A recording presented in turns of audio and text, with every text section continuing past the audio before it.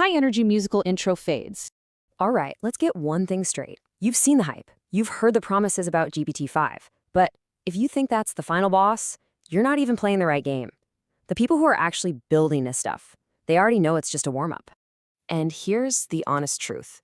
If your idea of AI is just a cool chatbot that helps with your homework, you're going to get left in the dust so fast it'll make your head spin.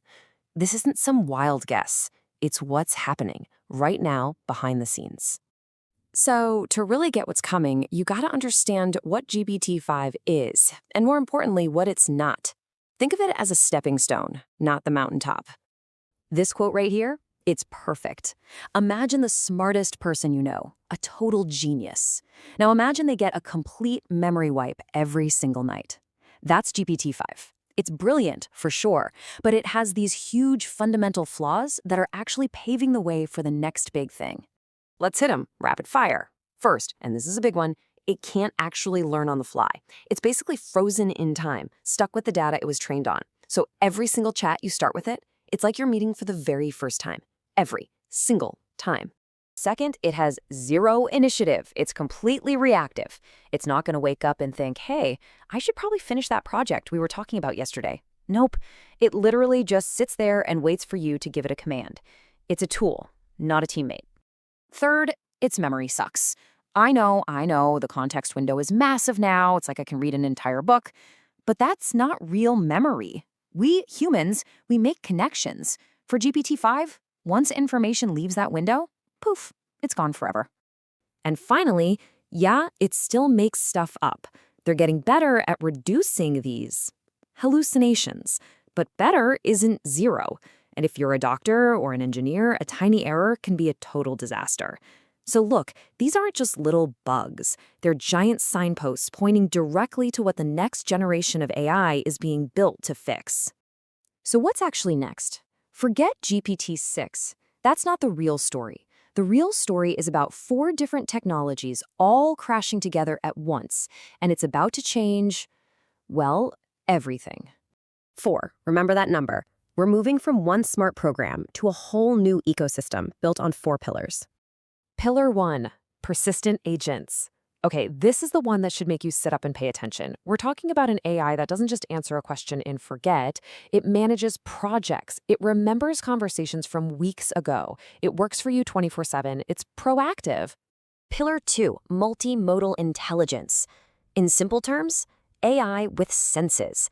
It's not just about text anymore. This is AI that can watch a video, listen to a conversation, and understand the space around it, all at the same time, just like a person does. Okay, quick pause. Well, everyone online is arguing about GPT-5's test scores. What are the actual engineers, the ones building this future, really losing sleep over? It's these next 2 pillars. And pillar 3 is the absolute holy grail, continuous learning. This is an AI that gets smarter with every interaction. It absorbs new info, updates its own brain, and evolves without needing to be shut down and retrained. It actually grows. This is a total game changer. Last but not least, pillar 4, embodied AI. This is where that giant brain in the cloud gets a body. We're connecting it to robots, drones, and sensors so it can physically interact with the real world. This is where AI stops just thinking and starts doing. Okay. Enough theory. This stuff is coming way faster than you think, so let's get down to business. This is your survival guide for the next 24 months. And check out this timeline. Don't blink.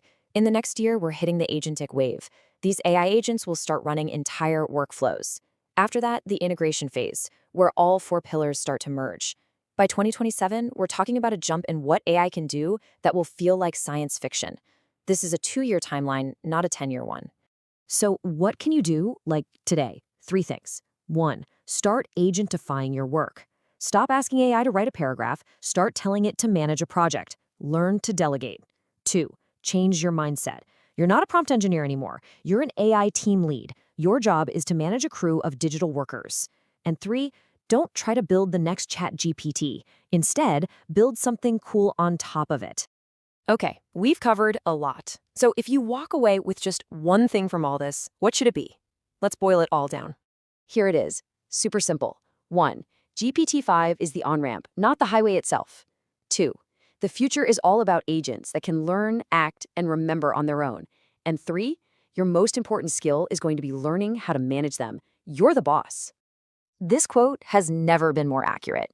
All of this tech, the agents, the continuous learning, it's not a fantasy. It exists. It's being used inside labs and at the big tech companies right now.